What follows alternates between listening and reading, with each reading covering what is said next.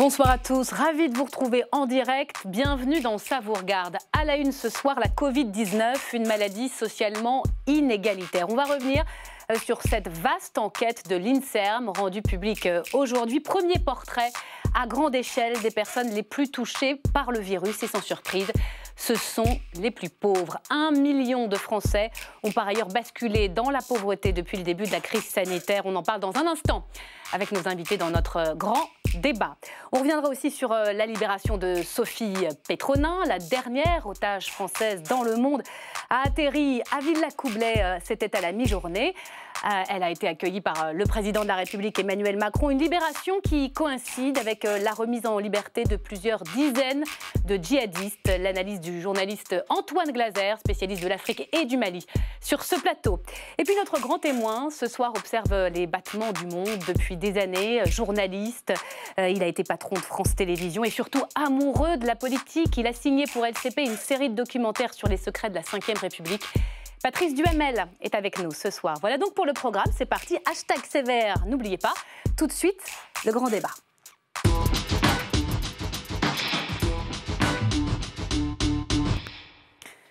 Bonsoir Patrice Duhamel. Bonsoir. Merci d'être avec nous. On va commenter l'actualité en votre compagnie pendant toute l'heure. On va revenir sur la libération de Sophie Petronin, je le disais, sur ces images très fortes. Elles sont toujours très fortes, mais particulièrement aujourd'hui à Villacoublay. On va parler aussi de votre travail, notamment de documentariste. Vous en êtes à plusieurs documentaires à votre actif. Vous connaissez mieux que personne la Ve République. On y reviendra. Mais on commence avec cette photographie inédite, cette enquête de l'INSERM avec l'INSEE et Santé publique France. Elle a été publiée aujourd'hui et elle dresse en quelque sorte le premier véritable portrait à grande échelle des personnes les plus touchées par le virus.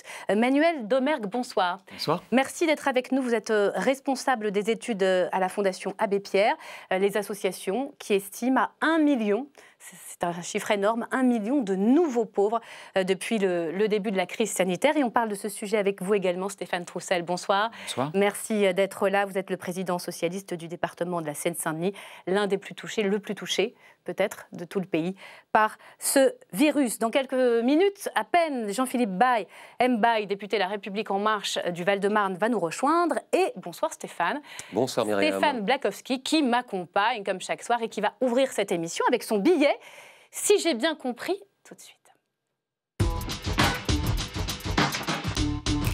Si j'ai bien compris ce soir, Stéphane. Alors, si j'ai bien compris, Myriam, le plus inquiétant finalement avec cette crise du Covid, ce ne sont peut-être pas ses conséquences sanitaires, mais ses conséquences économiques. En tout cas, quand on pose aujourd'hui la question aux Français, eh bien, ce qui les inquiète le plus, ce n'est pas leur propre santé, c'est la santé de l'économie française. Je vous laisse regarder les chiffres de l'IFOP. Vous voyez, il y a moins de 70% des Français qui s'inquiètent pour leur santé, 87% qui s'inquiètent pour l'économie. Et le plus inquiétant, c'est sans doute le chômage. Alors là, c'est vrai que les prévisions sont vraiment très alarmantes. Je vous rappelle qu'au début de l'année, on a été autour de 8% de chômage. Là, la Banque de France nous dit qu'on devrait être au-dessus de 10% à la fin de l'année et qu'on devrait même dépasser les 11% l'année prochaine, en 2021. Donc là, ce que je suis en train de vous dire, c'est qu'on est au tout début de la crise économique. C'est-à-dire que ça va vraiment s'aggraver dans les mois qui viennent.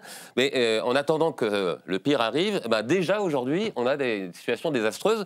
Il y avait un article dont le titre était assez frappant dans Le Monde l'autre jour. Je vous propose de le regarder, vous voyez, qui annonçait que, vous l'avez dit d'ailleurs dans votre titre, qu'il y a désormais 1 million de nouveaux de Français qui ont basculé dans la pauvreté.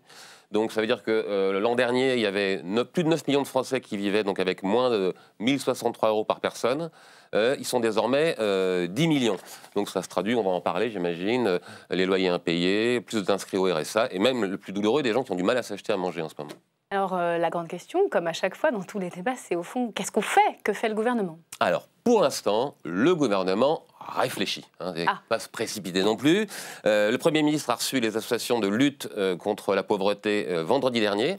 Il a écouté leurs revendications, ce qu'elles avaient à lui dire. Et puis le 17 octobre, il devrait annoncer de nouvelles mesures. Alors en attendant, qu'est-ce qui s'est passé? On a tous entendu parler de ce plan de 100 milliards de relance de la France. On disait sur 100 milliards, il y aura bien une petite pièce pour les pauvres. Moi, je sais pas, une petite pièce, j'aurais dit 1% de la somme pour les pauvres.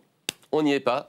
0,8% seulement, ça veut dire 800 millions qui vont être consacrés à soutien les plus précaires. Alors forcément, les associations dont vous faites partie réclament d'autres mesures. Par exemple, plutôt que de supprimer la taxe d'habitation pour les 20% de Français les plus riches, ce qui va être mis en œuvre dès 2021, est-ce qu'on ne pourrait pas utiliser cet argent pour aider les plus pauvres? Donc c'est le calcul qu'a fait Christophe Devis, qui est le porte-parole, on va dire, d'Alerte, c'est-à-dire un collectif d'associations de lutte contre la pauvreté. On l'écoute, ce petit calcul. Pour vous donner un exemple, la suppression de la taxe d'habitation pour les 20% les plus riches, c'est 8 à 9 milliards d'euros. Une augmentation ne serait-ce que de 10% du revenu de solidarité active, le RSA, c'est 1,2 milliard. Vous voyez, 8 milliards pour la suppression de taxes d'habitation, 1 milliard si on augmente de 10% le RSA. Alors, je ne sais pas vous, peut-être que je suis trop sensible, mais là, je me pose une question quand même. Je me demande si le gouvernement ne devrait pas en faire un petit peu plus pour aider ceux qui sont en train de plonger dans la pauvreté à cause du Covid. On va se poser la question ce soir. Merci Stéphane. Avant de connaître vos demandes, vos attentes, les associations, je voudrais qu'on revienne sur l'état des lieux. Qui sont ces nouveaux pauvres qui arrivent comme ça à la banque alimentaire, qui n'arrivent plus à boucler leur fin de mois? Les nouveaux pauvres qui ont basculé dans la pauvreté étaient déjà des personnes qui étaient assez fragiles. Parce que vous savez, on a un système de protection sociale en France qui protège bien ceux qui sont déjà bien protégés. C'est-à-dire les personnes qui étaient en CDI, qui étaient fonctionnaires, n'ont pas spécialement souffert du point de vue social de la crise économique et sanitaire qu'on a connue.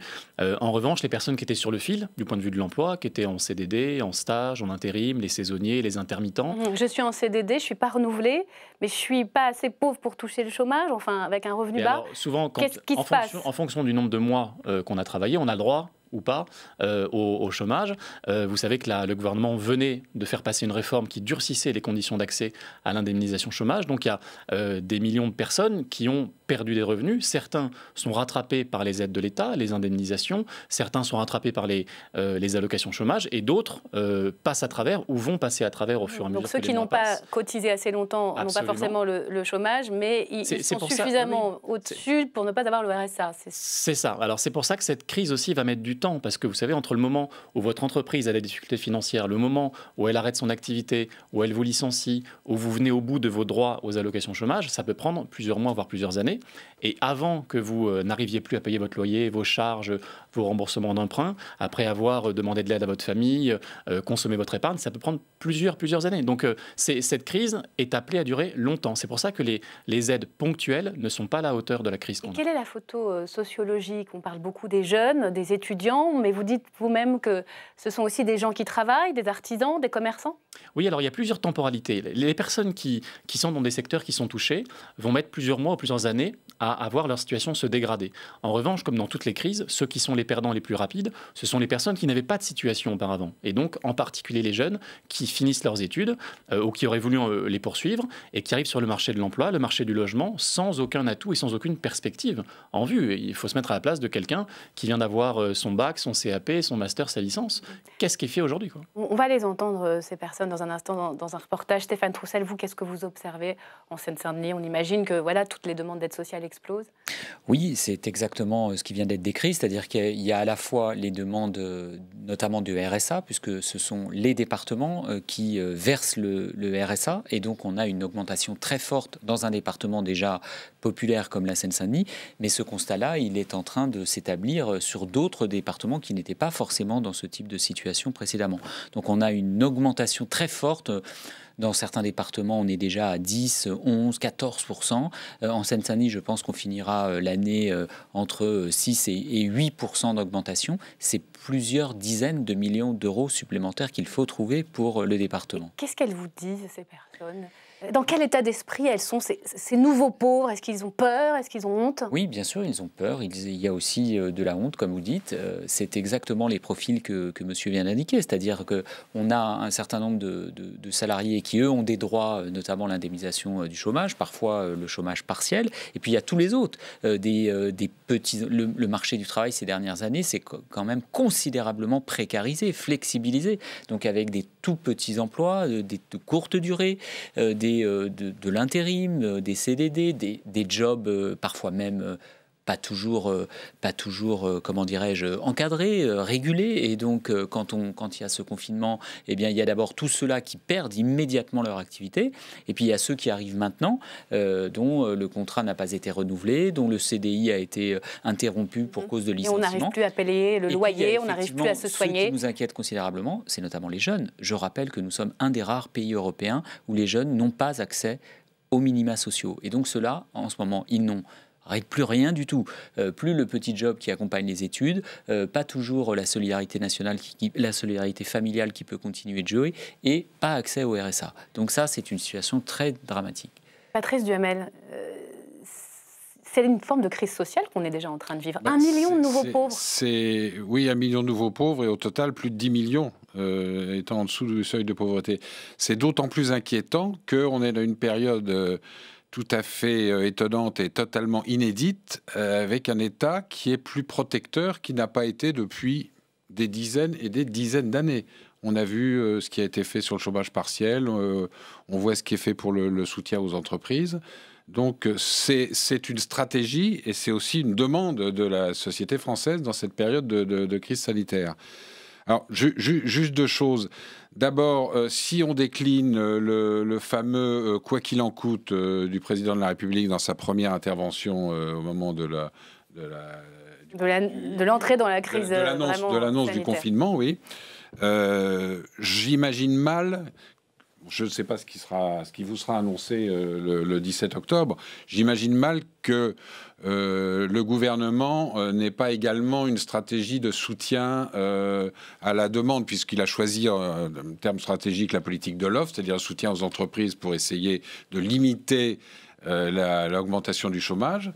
Limité au maximum si c'est possible, mais j'imagine mal qu'il n'y ait rien de prévu dans le dispositif gouvernemental pour aider non seulement ces nouveaux pauvres, mais les pauvres en général. C'est le quoi qu'il en coûte qui a une dimension économique et qui devrait, de mon point de vue, mais moi j'ai aucun conseil à donner, au nom de quoi, je vois pas pourquoi, qui devrait avoir une dimension sociale, et effectivement on attend un peu pour savoir. Alors avant de savoir justement ce qui pourrait être annoncé, ou est-ce que les pauvres sont les grands oubliés de cette relance, je vous propose qu'on les entende, ces personnes vulnérables, obligées parfois, pour la première fois, de recourir à la banque alimentaire. Nathalie Guilloire s'est rendue au Resto du Cœur, une antenne parisienne. Reportage. 97, 98... Il est 10h ce matin et la 100e personne va bientôt passer la porte des Restos du Cœur. Depuis le confinement, ils sont de plus en plus nombreux à s'y rendre. Bonjour madame. Awa a 40 ans, elle fait partie de ces nouveaux bénéficiaires liés au Covid. J'ai tout, j'ai les bois de conserve, j'ai des pâtes, j'ai des saucisses, des poissons. Elle est mère de 7 enfants, elle vit seule et l'épidémie a tout fait basculer. Voilà, c'était dur parce qu'on était avec tous les enfants à la maison. Et il fallait faire à manger le matin, à midi et le soir. Et ce n'était pas facile de gérer tous les enfants à la maison. Et les moyens n'étaient pas hauts, c'était bas. Et le Resto du Cœur nous a vraiment sauvé la vie. Aujourd'hui, elle est très inquiète pour son avenir. Moi, j'ai presque 1500. J'ai travaillé. Je suis en congé parental. Depuis le confinement, c'est devenu très dur. Même les achats, même les courses, tout ça est devenu très dur. Et Awa n'est pas la seule dans ce cas-là. Dans les files d'attente, les bénévoles sont surpris par la présence de nouvelles personnes. Cette semaine, on a eu un couple de personnes un peu âgées qui sortaient un peu de ce qu'on a l'habitude de voir ici. Il semblerait que c'était des personnes qui avaient tout perdu pendant le confinement. Astrid, la responsable de cette structure, le confirme. De plus en plus de nouveaux profils ont débarqué au Resto du Cœur. Résultat ici, le nombre de bénéficiaires a augmenté de 100% ces derniers mois. Aujourd'hui, il y a un peu plus de nouvelles personnes qu'on n'avait jamais vues qui continuent à venir. Il y a beaucoup de femmes seules avec les enfants, des gens à la retraite, des travailleurs qui touchent, enfin pauvres, des travailleurs qui touchent peu d'argent, qui travaillent que 2-3 heures et qui ont vraiment des petits salaires. Ce sont des gens qui se trouvent dans une situation difficile, sans travail, qui ont des enfants, qui ont des crédits, des dettes, un loyer à payer et donc ils sont obligés d'essayer de se nourrir par les moyens qu'ils peuvent. Ce centre enregistre une 40aine d'inscriptions par jour. Astrid redoute, elle, aujourd'hui, la deuxième vague du coronavirus. Et j'accueille avec plaisir Jean-Philippe Mbaye. Bonsoir. Jean-François Mbaye. Jean-François Mbaye, pardonnez-moi, excusez-moi. Vous êtes député de La République En Marche du Val-de-Marne. Je vous voyais regarder ce reportage attentivement et ces mères de famille, souvent mamans solo, comme on dit maintenant, qui se demandent comment elles vont faire pour nourrir tout simplement leur famille. Vous en avez dans votre circonscription, j'imagine. C'est un cri de désespoir, permettons de dire, qui est insoutenable à entendre dans notre pays, à l'heure où effectivement nous traversons cette crise sanitaire, et vous avez raison de le dire. dans mon département, qui est un département de banlieue, le département du Val-de-Marne, effectivement que nous avons ce genre de situation. Je me suis moi-même entretenu avec des acteurs comme la Croix-Rouge, comme les acteurs associatifs, qui nous font remonter ce genre de situation. Vous savez, les épiceries solidaires dans des quartiers prioritaires de la ville, ça afflue, le monde afflue. Et donc effectivement, on est très sensibilisé à cette question. Il va falloir, oui, rapidement, que l'on passe de cette situation, je dirais, conjoncturelle, une situation de pauvreté conjoncturelle, pour ne pas qu'elle devienne une situation de pauvreté structurelle. 30% de recours au RSA au niveau du pays, 30% les loyers impayés, notamment dans les HLM, la banque alimentaire, on le voit. Avant votre arrivée, Stéphane Blakowski expliquait que finalement, seulement 0,8% des 100 milliards du plan de relance étaient consacrés aux plus pauvres. Est-ce suffisant ? Non, c'est sûr que il n'y aura jamais de caractère suffisant. Je crois qu'aujourd'hui, il faut corriger cela. Il faut absolument, oui, il faut absolument corriger ça. Il faut qu'il y ait un acte fort sur le plan de pauvreté. Il faut que le deuxième acte, malheureusement, du plan de pauvreté qui succède à ce premier plan de pauvreté qui avait été annoncé, il faut qu'il soit plus fort que ça. Mais vous parliez de ces hommes et de ces femmes qui sont au RSA, qui sont à la banque alimentaire. Voyez-vous, il y a une catégorie, par exemple, de personnes dont on parle très peu dans l'opinion publique. C'est la question des permittents de l'événementiel, ces extras de l'événementiel qui représentent entre 15 et 20 000 personnes. Moi, avec mon collègue sénateur Xavier Iacovelli, nous sommes en train de finaliser une proposition de loi parce qu'il faut sortir ces gens de la précarité. Il y a des trous dans le filet de sécurité. Il y a des trous dans le filet de la sécurité. Ce sont 15 à 20 000 personnes aujourd'hui qui ont déjà commencé à soit hypothéquer leur maison, soit aller dans des banques alimentaires qui ne peuvent même plus toucher le RSA. Et ces gens-là, personne n'en parle.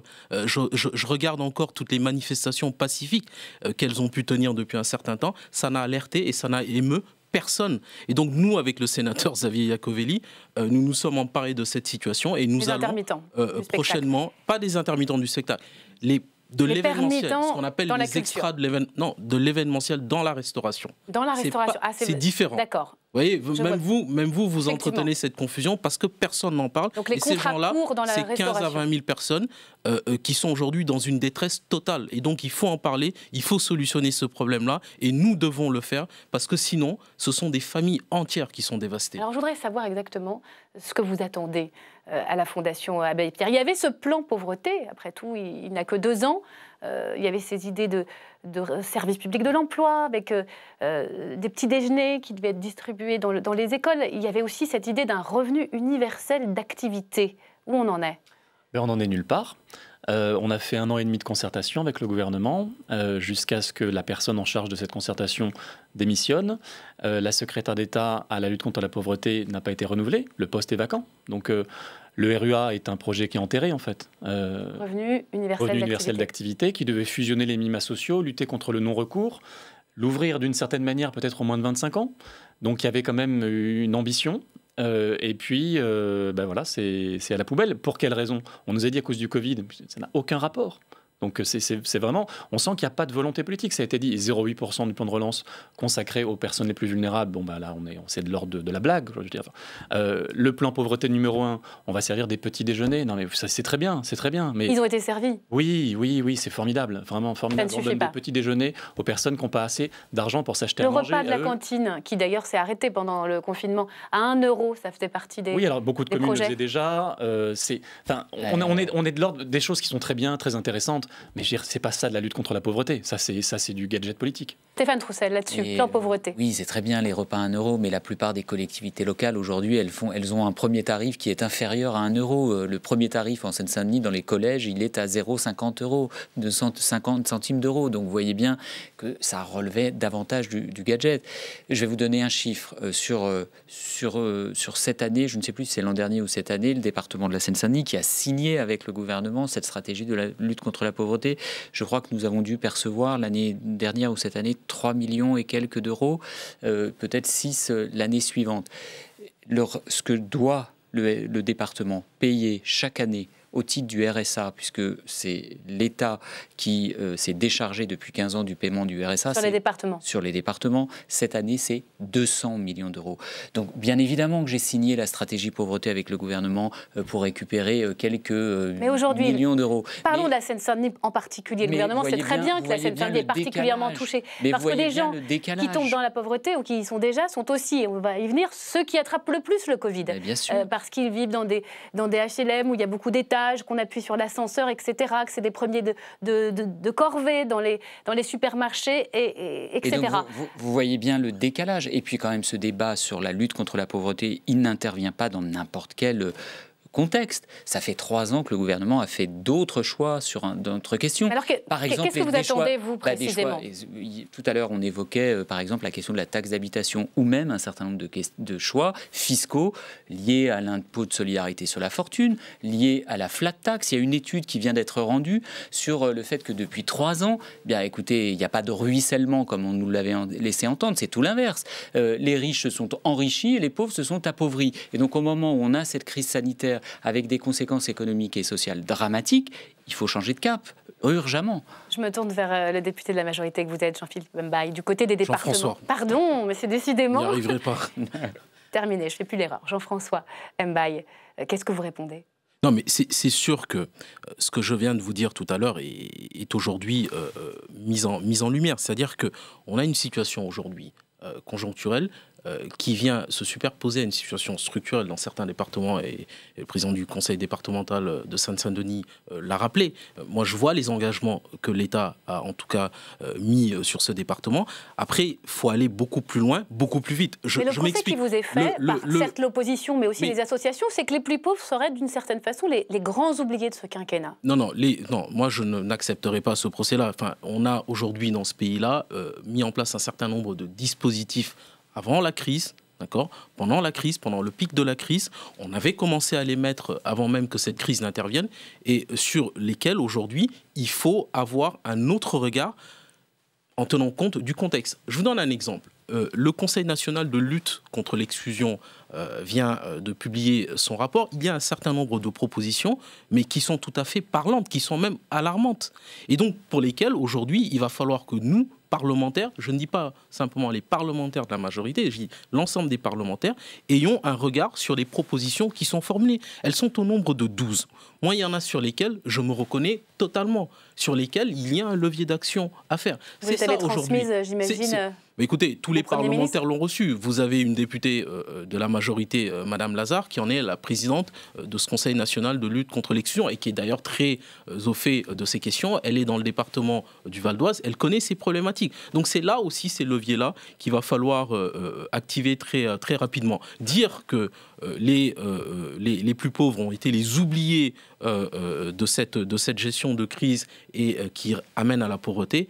Attendez, quand on a mis un certain nombre de dispositifs tels que le temps partiel garanti, quand on a effectivement, quand on s'est battu, voyez-vous, pour rehausser le plafond des tickets restaurants, des salariés qui étaient qui étaient en télétravail et qui ne pouvaient pas les utiliser, quand on s'est battu pour que ces mêmes tickets restaurants puissent être utilisés dans les supermarchés et que le plafond soit relevé, je ne pense pas qu'on ait eu un regard, qu'on n'ait pas eu de regard envers les plus modestes et les familles les plus modestes. Mais je suis d'accord avec vous, il y a encore des choses à faire, il faut encore amplifier ce regard et cette action. Il y a une question plus stratégique qui se pose. Le gouvernement, il a choisi, il l'a expliqué, il l'a assumé. On l'a encore vu hier avec les dernières décisions de Bruno Le Maire sur un certain nombre de nouveaux secteurs soutenus, etc., face à la crise. Mais il a fixé comme cap la stratégie de l'offre, c'est-à-dire un soutien aux entreprises, je le disais tout à l'heure, pour éviter qu'il y ait une augmentation trop massive du chômage. Est-ce que vous ne pensez pas qu'il devrait y avoir un volet significatif maintenant, là où on en est, avec ces plus de 10 millions de personnes en France vivant en dessous du seuil de pauvreté, sur une politique de la demande, c'est-à-dire un soutien à la consommation, une aide à la consommation, comme ça se fait d'ailleurs, je crois, en Allemagne, dans d'autres pays européens. Qui a baissé la TVA notamment. Est-ce que vous ne pensez pas que c'est vraiment...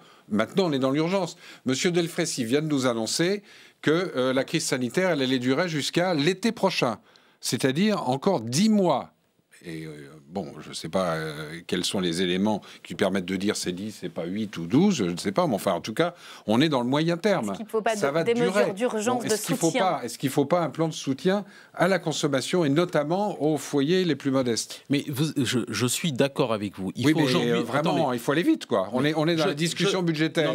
Je viens de vous dire que le Conseil national de l'exclusion vient de rendre son rapport et qu'il y a là-dedans 12 propositions sur lesquelles il faut agir aujourd'hui urgemment. Est-ce qu'elles vont être votées? Je ne suis pas... Est-ce qu'elles peuvent être dans le budget 2021? Écoutez, ça c'est notre rôle de parlementaire, que de faire en sorte... Voilà. C'est ce que je vous dis. Je viens de vous dire que ces mesures-là, il y a des mesures sur lesquelles, moi je me reconnais, sur lesquelles on va agir et on va le faire et ce sera dans le budget. Il y a deux choses. Il y a le plan de relance qui a permis d'avoir une certaine... un certain matelas, on va dire, une certaine stabilité. Et puis, il y a ce qu'il faut maintenant pérenniser dans un projet de loi de finances au regard de ce nouveau contexte-là. Vous avez parlé du professeur Delfrécy qui vient de dire que cette crise sanitaire va perdurer. On sent bien que vous êtes très concerné par le problème. Mais est-ce que le gouvernement l'est? Est-ce que vous avez des discussions pour que certaines mesures d'urgence, de soutien à la consommation, d'accès aux aides sociales soient votées, soient directement appliquées, puisqu'on s'apprête à rentrer dans le débat budgétaire? Mais je viens de vous donner l'exemple. Il y a une volonté je viens de vous donner l'exemple tout frais sur lequel je travaille, qui sera déposé avec le sénateur. Mais vous savez bien qu'il faut que le gouvernement suive. Attendez. Vous savez, les permittents de l'événementiel, les extras, là, ces maîtres d'hôtel qui vous servent dans les cocktails, qui vous servent dans les conseils départementaux, dans les ministères, à l'Assemblée nationale, c'est 15 à 20 000 personnes. Je vous donne un exemple. Je ne dis pas que c'est la panacée de tout ce qu'il faut faire, mais je vous donne un exemple concret sur lequel, avec un sénateur, nous sommes en train de forcer, nous allons déposer une proposition de loi pour dire au gouvernement que ces gens, il faut les mettre dans un statut. Il vous parle d'une réorientation ou d'un rééquilibrage de la politique économique. Stratégique. Vous attendez aussi ce rééquilibrage? C'est absolument indispensable. Mais c'est non seulement pour venir en aide aux 10 millions de pauvres. Moi, je suis très sensible aux permittents de l'événementiel. Et il faut s'occuper des permittents de l'événementiel. Mais vous avez évoqué vous-même le chiffre de 15 à 20 000 personnes. On parle de 10 millions de pauvres dans notre pays. Je vous ai donné juste un exemple. Je ne dis pas que c'est la panacée. Je vous ai donné un exemple de levier d'action. 1 million de pauvres supplémentaires. Oui. Donc, il y a des questions très pratiques, très précises qui vous sont posées. Est-ce que, par exemple, vous allez décider de revenir sur les baisses des APL que vous avez menées depuis 2017? Est-ce que, par exemple, vous allez rompre avec la politique qui a été menée depuis 3 ans sur la construction de HLM, qui se traduit aujourd'hui par une baisse drastique du nombre de logements accessibles? Ça va être dramatique pour les familles les plus populaires, cette réduction du nombre de logements accessibles. Alors, répondez. Et donc, par exemple, précisément là-dessus, les constructions de HLM. Ça, c'est des discussions qui, effectivement, devront être posées dans le cadre du projet de loi de finances. Les aides au logement. Le logement, les aides sociales. Moi, je rappelle que je veux bien qu'on puisse me dire la question des appels, mais je rappelle juste que cette question des appels, elle a été budgétisée sous la mandature précédente et sous la mandature socialiste. Si, elle a été budgétisée. Elle a été budgétisée. Elle était prévue. Et la baisse de 50 € qui a été supportée par les organismes HLM. Non, là vous n'assumez pas. J'assume qu'on ait mis en œuvre cette mesure, mais ne nous faites pas le procès d'avoir nous décidé ne nous faites pas le procès, nous, d'avoir décidé de baisser les appels. C'était budgétisé sous la mandature précédente. Vous ne parlez pas de la même chose. Vous ne parlez pas de la même chose. Les 50 € de baisse des APL que vous avez fait supporter par les organismes HLM, ça se traduit concrètement par une chute drastique du nombre de logements accessibles dans notre pays. On ne va pas vous mettre d'accord là-dessus et on attend des annonces du gouvernement puisque les associations vont rencontrer Jean Castex. Je vais vous dire, moi j'étais plutôt d'accord avec la politique qui a été décidée d'urgence, effectivement, pour venir en aide aux entreprises. Il ne s'agit pas de remplacer l'un par l'autre. Bien sûr qu'il faut soutenir les entreprises, parce qu'il ne faut pas que notre tissu économique, notre tissu industriel, il soit au sortir de cette crise encore plus affaibli. Mais regardez ce qui est en train de se passer. On n'arrête pas de nous expliquer chaque jour qu'il y a un niveau d'épargne, de précaution des Français aujourd'hui qui a atteint des niveaux records. Les Français ne consomment plus. Qu'est-ce qui se passe si demain matin le gouvernement décide d'une mesure pour aider la consommation d'incitation pour pouvoir aider le pouvoir d'achat des plus modestes et des catégories moyennes. Ils vont se mettre à consommer, mais bien évidemment, quand vous les gens n'ont tellement pas peur quand vous allez au Secours populaire pour manger, si on dope un peu la consommation, ça restera. Quand vous allez au Resto du Cœur pour aller manger, quand on vous donne un tout petit peu plus de pouvoir d'achat, vous allez le consommer, vous l'épargnez pas, je vous assure. Manuel Domergue là-dessus, puis je voudrais qu'on parle un peu de l'enquête de l'INSERM. Non, mais parce que aider les ménages les plus pauvres, c'est d'abord bon pour les ménages les plus pauvres, pour qu'ils puissent se loger, se nourrir, etc. Et c'est bon aussi pour l'économie, parce que quand on aide les plus riches, on ne sait pas exactement où est-ce que ça ruisselle. En tout cas, on sait que ça les rend plus riches. Quand on aide les plus pauvres, on sait que les pauvres vont consommer, parce qu'ils ont faim. Je veux dire, il y a quand même un public défavorisé, vulnérable et pauvre, mais qui était au travail, qui a bénéficié des aides au chômage partiel. Ça, vous le reconnaissez. C'est pour ça que je disais tout à l'heure, on est l'un des pays au monde les plus protecteurs depuis le début de la crise sanitaire. Sinon, le plus protecteur. C'est vrai, mais avec des trous dans la raquette. À travers le chômage. Et maintenant, ce sont ces trous-là qu'il faut combler. Il faut aussi reconnaître ce qui a été fait. Tout à fait. Alors, si vous deviez... Il y a eu des erreurs, mais sur ce plan-là, je pense que tout le monde est d'accord pour dire que ce qui a été fait sur le chômage partiel allait vraiment dans le bon sens. Oui, mais pour en profiter, il fallait avoir un emploi, quoi. Oui, mais on a montré aussi qu'il y a des travailleurs pauvres, voire très pauvres aujourd'hui depuis le Covid. Si vous aviez en quelques minutes 2-3 demandes précises au nom de la Fondation Abbé Pierre à faire, puisque vous vous apprêtez à rencontrer le Premier ministre. Je pense vraiment que la politique du logement, c'est indispensable pour les années qui viennent et pour maintenant. Mais aujourd'hui, le plus rapide, c'est vraiment augmenter les minima sociaux. Les gens, ils ont besoin d'argent. Ils n'ont pas besoin de banque alimentaire. Ils ont besoin d'argent sur leur compte en banque pour aller s'acheter eux-mêmes à manger. Ce n'est pas un problème de recours, c'est un problème de montant. Ah oui, c'est un problème de montant, oui. Il y a le 500 €, le RSA pour vivre, personne ne peut vivre correctement avec ça. Vous êtes d'accord là-dessus? Oui, bien sûr qu'il faut revaloriser le RSA et surtout, il faut maintenant se poser la question de son élargissement. Comment on fait pour ces centaines de milliers, plusieurs centaines de milliers de jeunes qui arrivent sur le marché du travail, qui n'auront aucune perspective rapidement compte tenu de la situation économique? Encore une fois, nous sommes un des rares pays en Europe où les minima sociaux ne sont pas accessibles aux jeunes de 18 à 25 ans. On va avoir une génération qui rentre là, sacrifiée si on n'a pas une mesure d'urgence pour ces publics-là. Je voudrais qu'on dise un mot de cette enquête de l'INSERM qui donne un grand portrait de ceux qui sont le plus touchés par le Covid. Et je me tourne à nouveau vers vous, Stéphane Trousset. C'est malheureusement pas une surprise, d'ailleurs. C'est pas du tout une surprise. Ce sont les plus pauvres. Qu'est-ce que vous vivez, vous, très concrètement, dans votre département? Est-ce que vous voyez...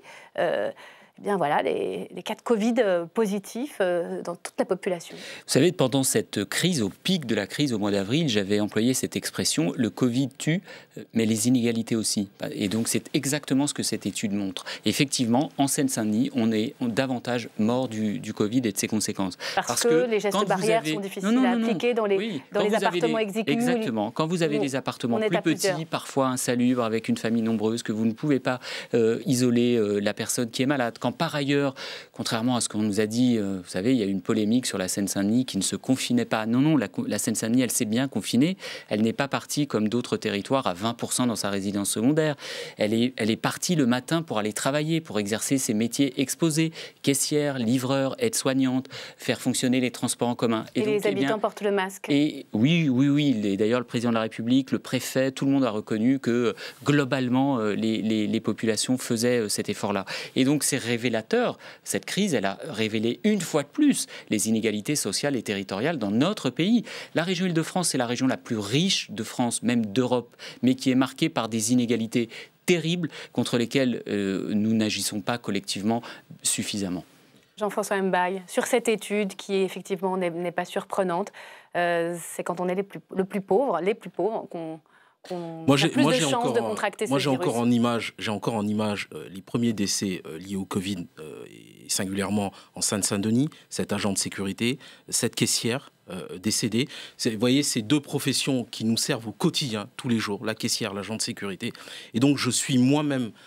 à l'époque, je disais moi-même que cette crise devait nous conscientiser. Elle a réveillé en nous, ou en tout cas, elle a fait ressortir en nous, à la surface, des évidences sur lesquelles nous sommes passés à côté pendant des décennies. C'est pas cette mandature, c'est une somme de mandatures qui est passée à côté de ces évidences. Et donc, ça doit nous conscientiser et ça doit nous permettre aujourd'hui d'avoir un autre regard. Et j'espère que la majorité le fera à l'occasion de ce projet. On sera là pour vérifier tout ça. Merci. On va s'arrêter là. Merci, messieurs, d'être venus débattre de ce sujet, évidemment, qui nous concerne tous.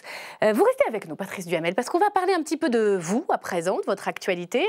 Vous auscultez, je le disais tout à l'heure, depuis des années, la Ve République, à la fois son histoire, ses personnalités, ses présidents aussi, mais aussi ses premiers ministres.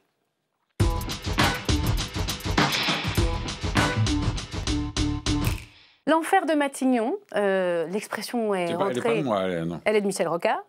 Elle est de Michel Rocard et elle est des journalistes qui ont fait ce documentaire formidable il y a quelques années qui s'appelait L'enfer de Matignon. Raphaël Baquet, si je ne dis pas de bêtises. Notamment. Mais c'est une expression qui est rentrée dans le langage commun, c'est l'enfer que vous racontez avec Georges-Marc Benamou dans une série de 4 documentaires qui s'appelle « Si la France savait ». Ils ont été diffusés sur LCP, mais figurez-vous qu'ils sont mis à l'honneur aux rencontres de l'histoire à Blois, dont LCP est partenaire. C'est tout ce week-end, c'est le 23e rendez-vous. Est-ce que ça a été compliqué d'abord de convaincre tous les anciens premiers ministres que vous avez rencontrés, alors j'en cite quelques-uns, Laurent Fabius, Jean-Pierre Raffarin, Alain Juppé, Édith Cresson, de se confier sur leur expérience?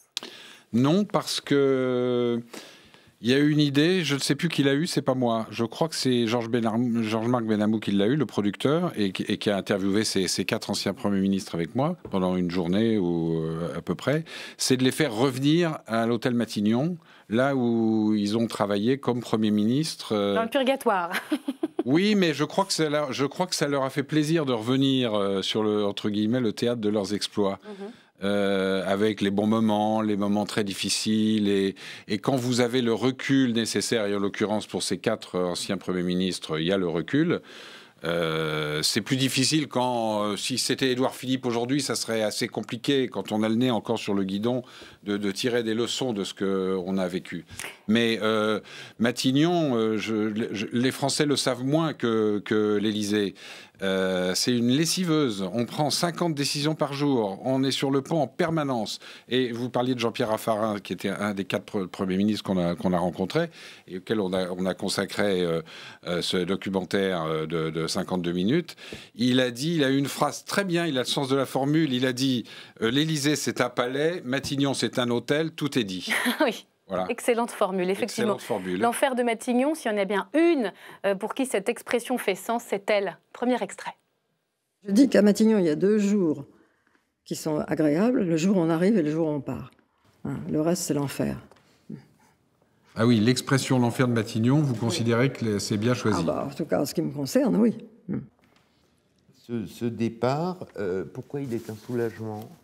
Parce que, enfin, je vais pouvoir faire autre chose, je ne vais pas être attaquée tous les jours, je disparais des radars.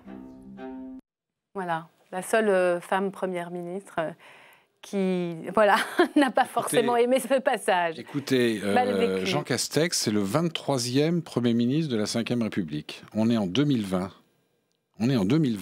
Là, on est 4 hommes et une femme. C'est vrai. Moi, je suis très féministe. Alors, c'est pas tous les jours le cas, je le précise, loin de là. Non, mais c'est pas une critique contre LCP. Il y a souvent beaucoup de femmes, etc. Et puis, vous êtes là. Mais franchement, que Édith Cresson ait été à ce jour la seule femme Premier ministre, c'est quand même tout à fait étonnant. Et je trouve... C'est anormal, d'une certaine manière. Moi, elle a fait comme les 22 autres premiers ministres de la Ve République. Elle a fait des erreurs, elle a fait plein d'erreurs en communication, etc. On en parle avec elle dans ce documentaire. Elle apporte les réponses, puis le téléspectateur juge. Mais elle reconnaît que c'est l'enfer. Oui, mais... Alors qu'il y en a un qui dit, moi, j'ai jamais trouvé que c'était l'enfer. Est-ce que vous savez à qui je pense? Il vient de partir. C'est Édouard Philippe. Il vient de partir, mais peut-être que dans quelques années, il dira... Je n'ai pas compris cette expression. Est-ce que vous le croyez ou c'est une manière de se donner un genre? Je pense qu'il a vécu des moments. De toute façon, franchement, quand on est Premier ministre, on ne va pas se plaindre. Hein, quand on est en activité ou qu'on vient de quitter Matignon, quand on a une crise comme la crise sanitaire actuelle, qu'il y a eu avant la crise des Gilets jaunes, qu'il y a tout ce dont on vient de parler... les premiers ministres ne sont pas là pour se plaindre. Hein. C'est comme les présidents, ils travaillent pour l'intérêt général. Un bon Premier ministre. Mais je crois que tous les premiers ministres, enfin tous ceux que j'ai connus, j'en ai connu beaucoup parce que je les connais depuis Georges Pompidou. Je les connais depuis Chaban-Delmas. Donc vous voyez, ça fait, si on enlève Georges Pompidou et Michel Debré, ça fait 21. Qu'est-ce qui fait un bon Premier ministre alors à vos yeux? Je les ai tous soit assez bien, soit très bien connus. Ils ont vécu des moments formidable et souvent quand ils arrivent, discours de politique générale, l'état de grâce du Premier ministre, les bons sondages, etc. Et puis souvent, c'est pour eux une galère. C'est ce que j'évoquais tout à l'heure, parce qu'ils ont les mains dans dans le charbon du matin au soir. Et ce qui est intéressant dans ces portraits, notamment celui d'Édith Cresson, c'est que finalement, avec le recul, parce qu'elle a été Premier ministre qu'une dizaine de mois, elle a été attaquée. Mais vous ne pouvez pas imaginer, vous êtes trop jeune pour imaginer les attaques machistes dont elle a été victime sur les bancs de l'Assemblée nationale. Elle le raconte dans ce documentaire. Ça fait 30 ans, c'était en 91. C'est tout à fait extraordinaire. Et je trouve qu'elle a été, encore une fois, elle a fait des erreurs, mais elle a été très critiquée alors qu'elle avait deux stratégies qui, au jour d'aujourd'hui, sont toujours les mêmes en termes d'objectifs, qui est une stratégie européenne. Elle a été ministre des Affaires européennes de Mitterrand au moment du mur de Berlin. Quand même, c'est quelque chose. Elle était extrêmement militante européenne. Et sa deuxième qualité, selon vous ? Au moment où on parle de relocalisation, de souveraineté industrielle, etc., elle avait une vraie vision de la politique industrielle de la France. Elle n'a pas toujours été aidée par la technocratie de ce point de vue-là. L'industrie française en France. On va regarder un deuxième extrait, justement sur Édith Cresson, parce qu'au finalement, pour comprendre son parcours à gauche, on se rend compte que François Mitterrand, très tôt, l'avait déjà repéré. Édith Cresson débute sa vie politique en participant à la première campagne présidentielle de François Mitterrand en 1965.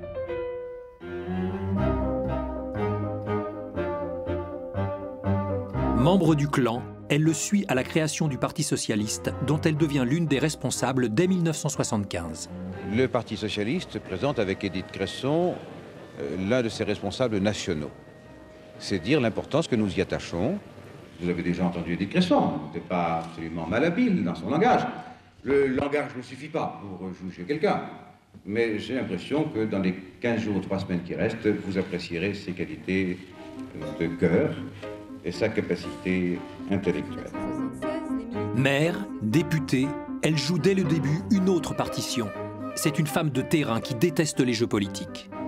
Je ne fais pas, à proprement parler, de la politique pour faire de la politique. Je me suis engagée dans une direction bien déterminée qui est celle de la gauche, et plus particulièrement du Parti socialiste. Et j'ai commencé en étant une militante tout à fait à la base. Voilà, c'est formidable pour tous ceux qui ne connaissent pas l'histoire de la 5e. Vous faites œuvre, au fond, d'instruction civique, d'une certaine façon, avec ces documentaires. Ils sont remplis d'anecdotes et de secrets. Je voulais vous poser une dernière question politique avant d'accueillir Antoine Glaser pour parler d'Afrique dans un instant et de ce qui vient de se passer, une bonne nouvelle avec la libération de Sophie Pétronin. Sur quoi va jouer la présidentielle, selon vous ? Vous avez entendu Jean-Pierre Raffarin, il pense qu'elle se jouera sur la crise sanitaire. Je les ai toutes vécues de près, les campagnes présidentielles, sauf la première de 1965, au suffrage universel. Ça se joue beaucoup sur les hommes, ça se joue un peu sur les idées, ça se joue beaucoup sur les femmes, bien entendu. Parce que j'aimerais bien que, je ne parle pas de Marine Le Pen, en l'occurrence, mais il faudrait quand même qu'il y ait bientôt une femme présidente de la République. Donc les personnalités, plus que les programmes. Je pense que ça se joue beaucoup sur la capacité des candidats vus par les Français. Ça se joue toujours sur 2 ou 3 sujets importants. Ça va se jouer sur la sécurité sanitaire, ça va se jouer sur la sécurité tout court, ça va se jouer sur la situation de l'emploi. Là où je partage ce que dit Jean-Pierre Raffarin, c'est en l'occurrence, et notamment s'il est vrai que la crise sanitaire va au moins, avec cette intensité jusqu'à l'été 2021, se jouer sur la perception que les Français auront de la manière dont a été gérée la crise sanitaire. Vous restez avec nous, Patrice Duhamel, je le disais. On va maintenant passer à notre décryptage. La dernière otage française dans le monde a retrouvé les siens.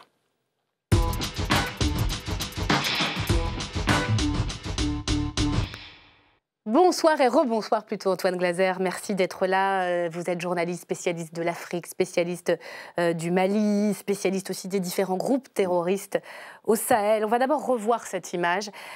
Sophie Pétronin, vous allez la découvrir, qui descend les marches de l'avion qui la pose à la mi-journée à Villacoublay.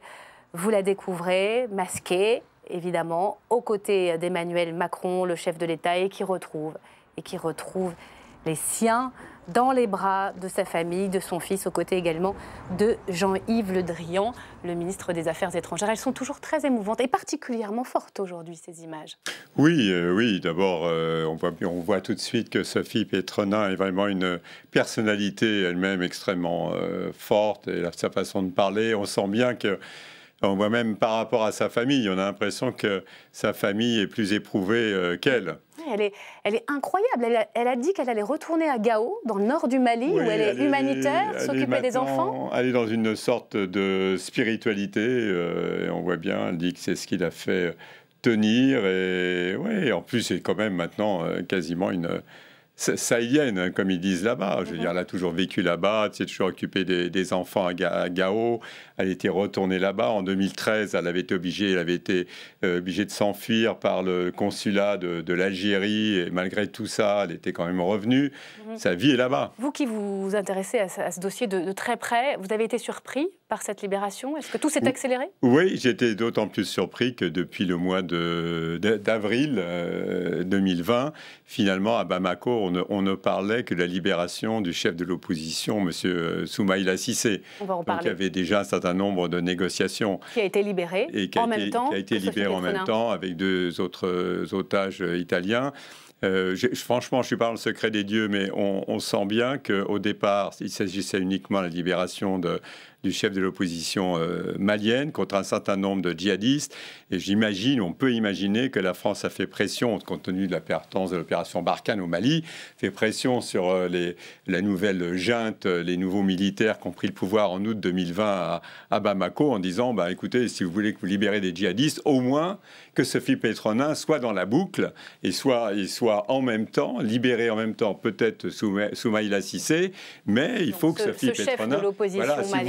Au moins, si vous devez libérer des djihadistes... Donc la France a fait pression, selon vous. Expliquez-nous, qu'est-ce qu'on sait exactement à ce stade de cette libération des djihadistes en contrepartie, vraisemblablement, de la libération de cet opposant malien? Qui sont-ils précisément? Combien sont-ils?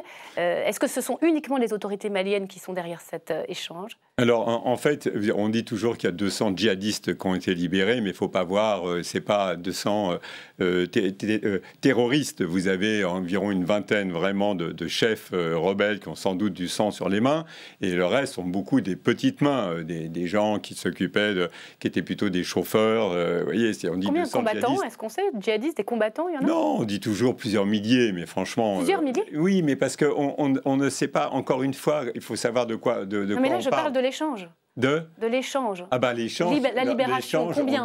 Certains disent 206, d'autres 204. Mais si on a autant, c'est que c'est pas simplement, il faut pas voir ça comme 200 djihadistes échangés contre 4 personnes en otage. Il faut voir ça comme finalement un processus au Mali, qui est un processus qui est engagé, une forme de réconciliation nationale. Le groupe qui détenait Sophie Pétronin, comme sans doute Soumaïla Cissé, c'est Al-Qaïda du Maghreb islamique. C'est un monsieur qui s'appelle Iyad Khali, qui est le chef d'un groupe qui s'appelle le groupe pour l'islam et les musulmans. Et donc lui, c'est un Touareg, c'est un Touareg malien, et qui la plupart du temps qui est à la frontière entre l'Algérie et le nord du Mali. Ça veut dire qu'il va autant en Algérie qu'au nord du Mali. Parce que l'acteur masqué de la région dont personne ne parle, c'est l'Algérie. Rien n'a pu se faire de cette libération-là sans les Algériens. Ils sont responsables aussi du processus. Bien évidemment, de processus. Sinon, comment vous allez expliquer qu'une télévision comment une télévision est moins chère à Kidal, au nord du Mali, qu'à Bamako? C'est-à-dire tout passe par l'Algérie, bien évidemment, pour tout le nord du pays. On se dit, il y a une opération Barkhane sur place, nos soldats sont sur place. Il y a peut-être parmi ces djihadistes libérés, des djihadistes que les Français ont contribué, avec peut-être les Maliens, à arrêter. Patrice Duhamel, c'est délicat. Non, mais moi, je ne suis pas dans le secret, mais ce qui est vrai, ce qui se dit dans les milieux, comme on dit, un peu informés, par exemple, les Américains étaient assez réticents à la libération d'un ou deux rebelles qui considéraient qu'ils avaient tué un Américain dans une opération ancienne. Donc je pense que ça n'a pas dû être facile, mais je pense que c'est le poids aussi d'Emmanuel Macron. Je pense quelque part, encore une fois, il faut pas voir ça simplement comme la libération d'otages, il faut voir ça comme un processus. Je pense que Emmanuel Macron n'a pas envie de s'embourber non plus pendant des dizaines d'années s'il reste au pouvoir au Sahel. Et donc, s'il y a une perspective et qui se parle entre Maliens, parce qu'il se parle en ce moment entre Maliens, entre M. Amadou Koufa, qui est le Peul du centre, M. Yad Rali, qui parle avec les Touaregs et autres, pour la première fois à la junte, il a fallu, personne ne peut accepter un coup d'État, mais ce coup d'État et cette junte a permis à ce qu'il y ait pour la première fois dans le nouveau gouvernement qui vient de s'installer il y a quelques jours, qu'il y a pour la première fois, il y a des anciens rebelles Touaregs du Nord. Donc c'est un processus en cours. C'est peut-être pour ça que Emmanuel Macron ne s'est pas exprimé. Honnêtement, je ne sais pas. Je ne vais pas dire que je sais, mais soit c'est parce que on peut tout imaginer. On peut imaginer que Sophie Pétronin avait peut-être un message. On peut tout imaginer. On peut imaginer qu'elle avait apparemment refusé de s'exprimer. Donc c'est difficile si elle ne s'exprimait pas pour le président de s'exprimer. Qu'il soit le seul à parler. Donc il y a tout ça qui joue. Et puis encore une fois, remercier qui le président, il aurait été obligé de remercier l'Algérie, remercier les uns, les autres. C'est quand même une sacrée opération là, qui vient de se faire. Et il ne faut pas la voir uniquement comme libération, mais il faut la voir comme un processus. Je ne dis pas de désengagement français, parce qu'ils sont là, mais enfin, encore une fois, tout le monde... De transition politique De transition, absolument. Quel regard vous portez sur cette analyse qu'on n'entend pas depuis ce matin? Finalement, c'est une bonne nouvelle et ça pourrait peut-être permettre à la France de se désengager progressivement. Il y a une question que je me pose et que je vous pose, c'est est-ce que la France, enfin, est-ce que le gouvernement français, est-ce que la diplomatie française a été en première ligne dans cette opération, a été vraiment, comme on dit maintenant, proactive, ou est-ce que ça a été beaucoup plus large et qu'elle a fait partie d'un ensemble d'exécutifs, de gouvernements qui ont contribué à aboutir à cette solution? Beaucoup plus en accompagnement. Elle n'était absolument pas à la manœuvre pour les relations avec tout ce qui était l'Algérie. Elle a été à la manœuvre sans doute aussi s'il y a eu, par exemple, il a fallu, est-ce que la France, on dit toujours que, évidemment, on dit toujours que ce sont les Italiens qui ont payé des rançons. Les Italiens disent oui, il y a des rançons qui ont été payées également aussi du côté du Mali. Parce qu'il y a 2 Italiens, je le rappelle, qui ont été libérés. Voilà, donc, mais c'est vrai qu'on a l'impression, au fond, que cette opération Mali-Algérie, puisqu'on comprend que ce sont ces pays-là qui étaient à la manœuvre, l'argent, ça compte pas, c'est fini, les rançons, c'est plus ça qui compte dans les libérations d'otages.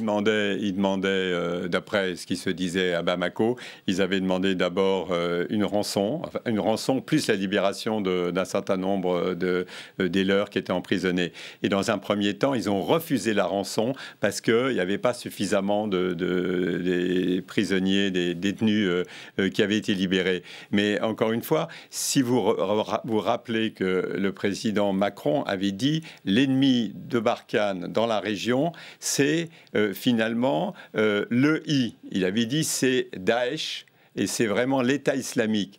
Al-Qaïda du Maghreb islamique, au départ, ce sont surtout les Algériens qui ont exporté dans leurs voisins du Sud l'ancien GIA.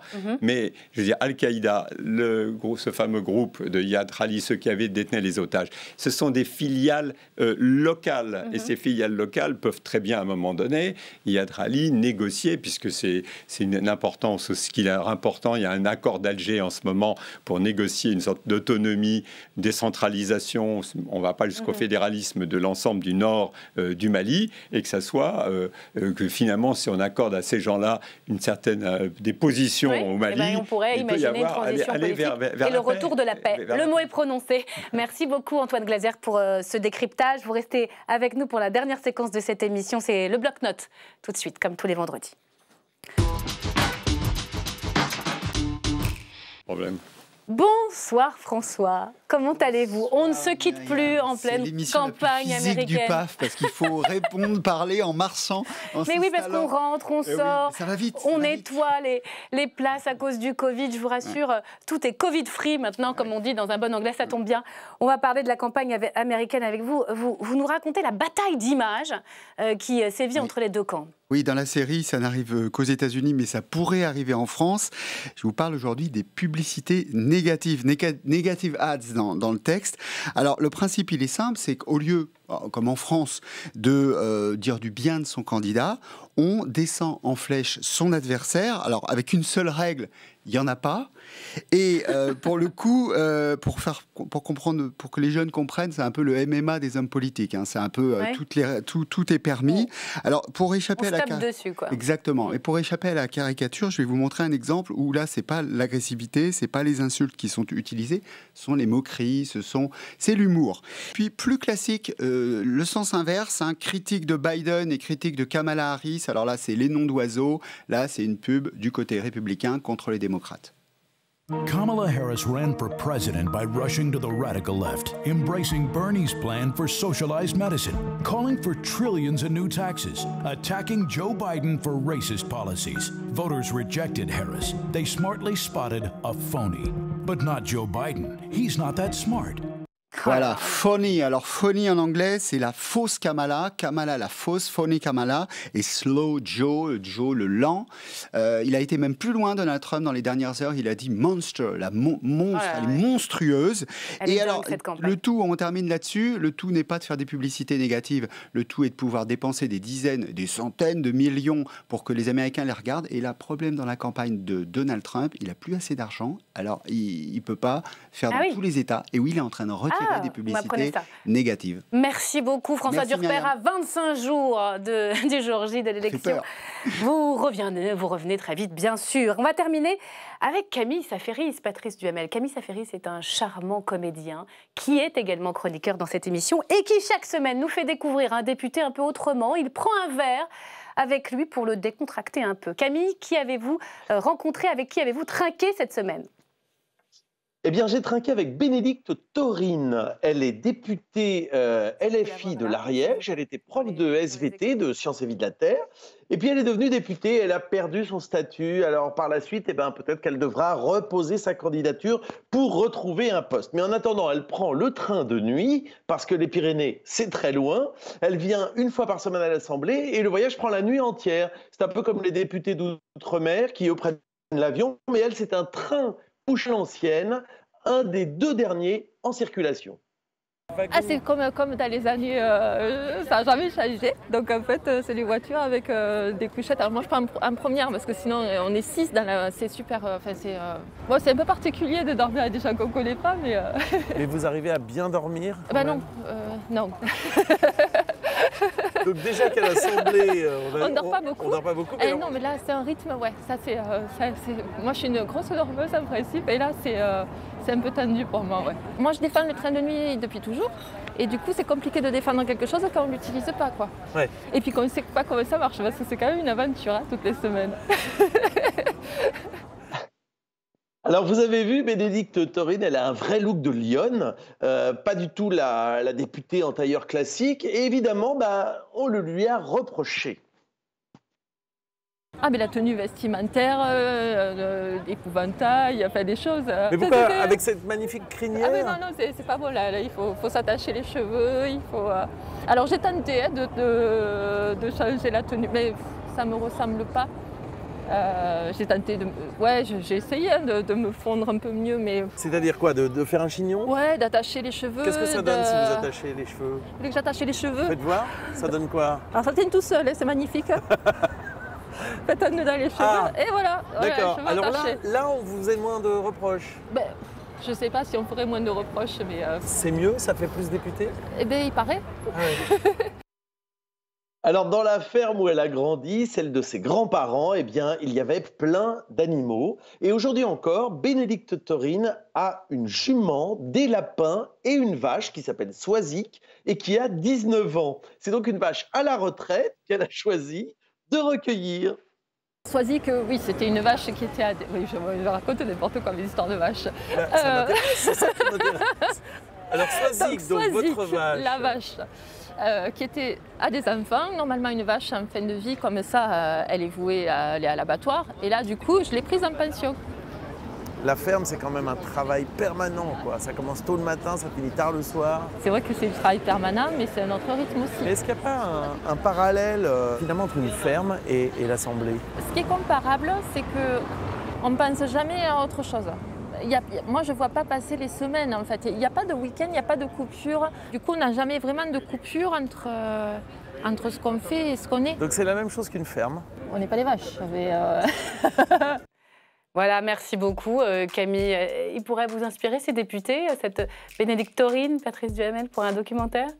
La manière dont elle parle les animaux, c'est sympathique. Merci en tout cas d'être venu sur le plateau d'LCP. Antoine Glaser, François Durper, je vous dis excellent week-end à tous et on se retrouve la semaine prochaine. Très belle soirée.